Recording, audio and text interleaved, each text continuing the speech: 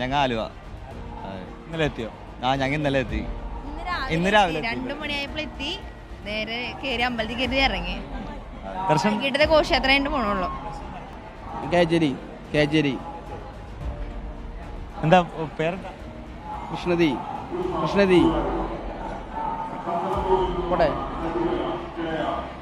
നന്നായി തിളങ്ങുന്നുണ്ടല്ലോ. വികാസ് ഗുരുവായൂർ വികാസ് ഗുരു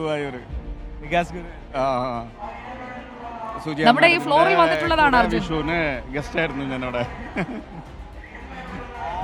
സുജിയ, അതാണ് വികാസ് പറയുന്നത്.